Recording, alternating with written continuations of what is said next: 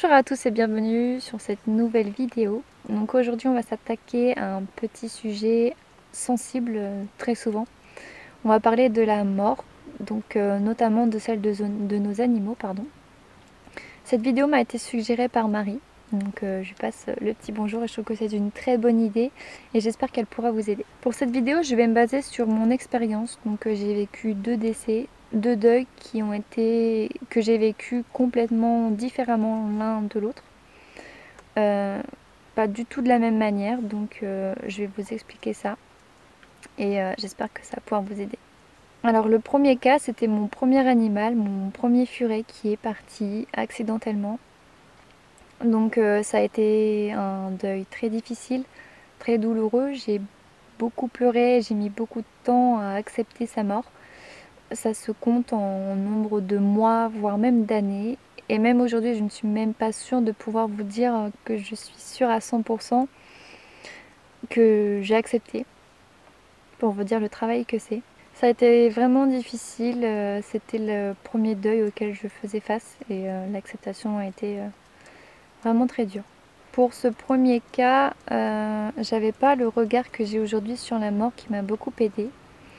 Donc du coup je vais rebondir là-dessus en vous parlant du deuxième deuil auquel j'ai fait face, c'est mon chat donc, qui est parti, que vous pouviez voir sur mes anciennes vidéos. C'est très récent et je ne l'ai pas vécu du tout de la même manière. Non pas que je n'ai pas été triste, au contraire, j'ai pleuré aussi, ça m'a fait très mal aussi, mais l'acceptation de sa mort a été beaucoup plus rapide et je vais vous expliquer pourquoi. Mon regard en fait sur la mort a changé entre temps, donc il s'est écoulé 3 ans à peu près entre deux et ça m'a beaucoup aidé. Je tiens en garde quand même sur les mots que je vais utiliser.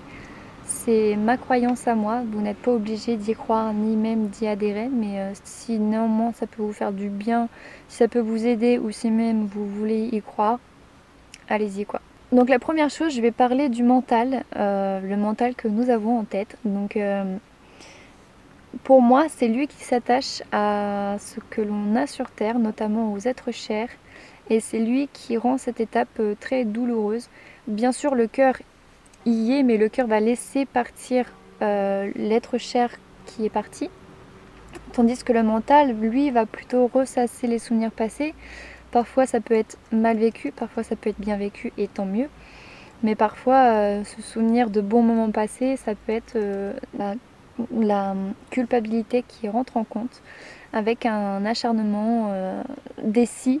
Genre et si j'avais fait ci, et si je n'avais pas fait ça, qu'est-ce qui se serait passé, est-ce que ça se serait passé pareil. Donc non, si c'est votre cas, stoppez tout.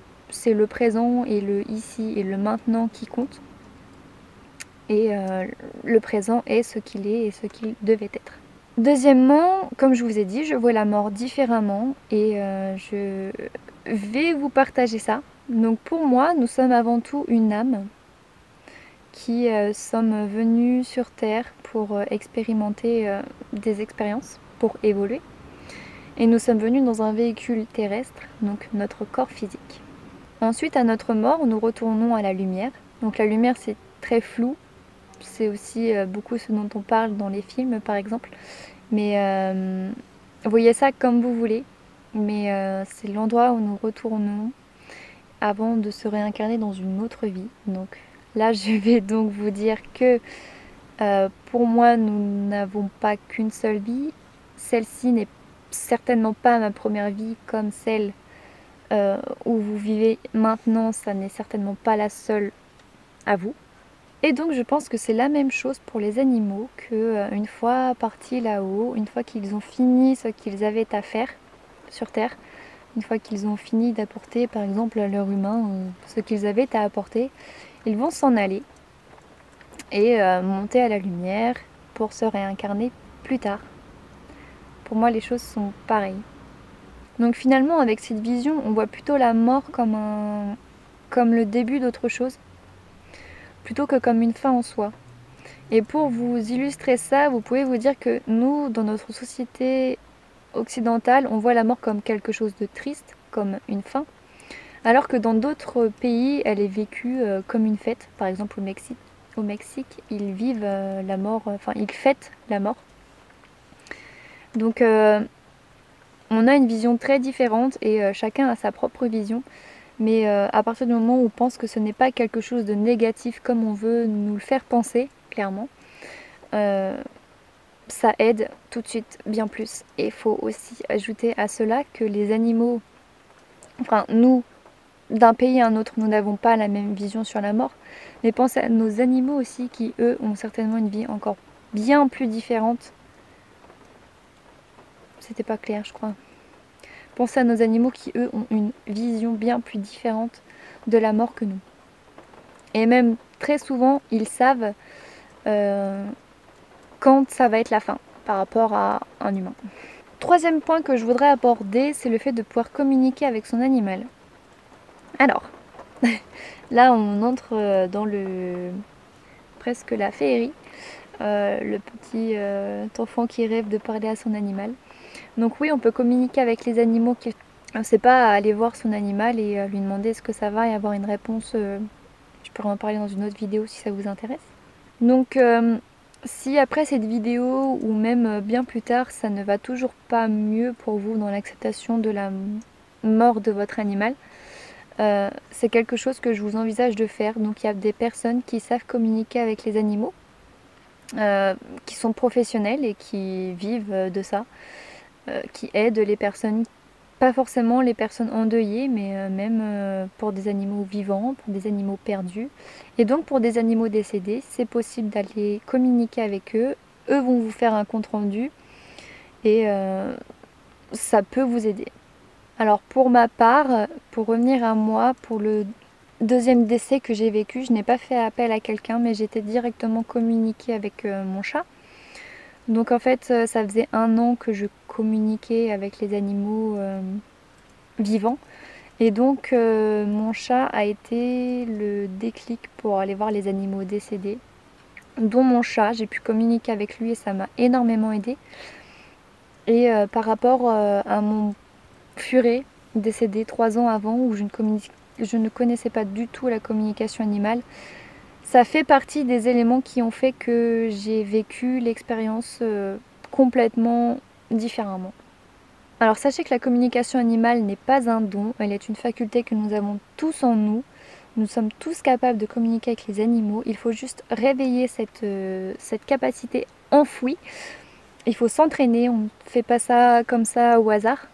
Encore que certains, par l'intuition, arrivent à la développer tout seul. Donc si ça vous intéresse, je pourrais en parler plus ou intéressez-vous. Il y a plein de ressources sur internet là-dessus. Donc je vous invite à aller voir. Néanmoins, faites attention quand même, il ne faut pas en abuser. Je parle de la communication avec les animaux décédés parce qu'une fois partis, ils ont autre chose à faire que de répondre à nos sollicitations du mental. Ça peut être vu comme dérangeant. Donc voilà, faut pas en abuser, faut vraiment faites ça que si vous en avez vraiment besoin. Et de toute façon, si jamais vous n'aviez pas à recevoir de communication avec votre animal, vous en serez empêché de toute façon. Mais voilà, faites-le vraiment que si vous avez besoin. Je finirai par dire aussi que il existe des âmes liées, il me semble que ça s'appelle comme ça, je ne suis pas sûre, mais le concept est là, où en fait l'humain qui a perdu son animal va le retrouver plus tard, parce que comme je vous ai parlé de réincarnation, l'animal va se réincarner sous une autre forme ou chez une autre espèce, une autre race, une autre couleur, peu importe, mais il peut se réincarner et avoir une nouvelle vie terrestre en même temps que son humain, que son gardien, parce qu'en communication animale, on ne parle pas de propriétaire, on parle de gardien, l'animal ne nous appartient pas. Donc ça peut arriver, oui, que un humain qui a perdu un animal le revoit sous une autre forme et se rencontrent à nouveau et revivent un bout de vie ensemble. C'est tout à fait possible et souvent même les personnes à qui ça arrive, elles le savent, elles le sentent, que l'âme qui est dans le nouvel arrivant, c'est l'âme d'un animal qu'ils ont déjà connu. Ou même si au départ de votre animal, vous sentez que vous allez le revoir, tout ça ce sont des signes auxquels il faut prêter attention.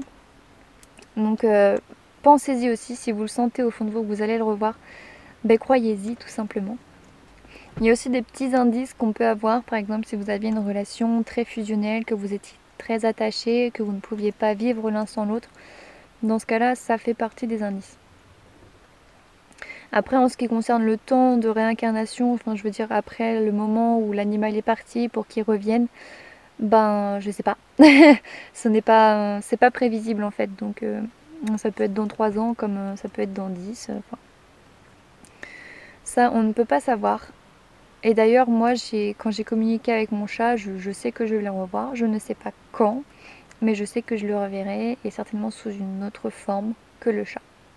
Donc voilà, j'arrive à la fin de cette vidéo. J'espère qu'elle vous aura aidé. J'espère que j'aurai été dans l'ensemble plus ou moins claire. Si vous avez d'autres questions, si vous avez d'autres choses que vous voulez que j'approfondisse, bah dites-le moi, je ferai une autre vidéo. J'espère aussi que je n'ai rien oublié et que j'ai fait le tour comme il fallait.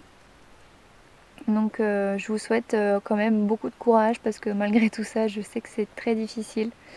Mais allez de l'avant, positivez parce que c'est pas l'état dans lequel vous êtes qui va faire revenir votre animal. Et au contraire de accepter, ça pourra que vous aider vous et l'aider lui parce que il a autre chose à faire. Et faire son deuil, accepter la mort, c'est quelque part lui rendre sa lui pouvoir le laisser partir libre pour peut-être mieux revenir. Donc voilà, je vous fais plein de bisous et plein de courage.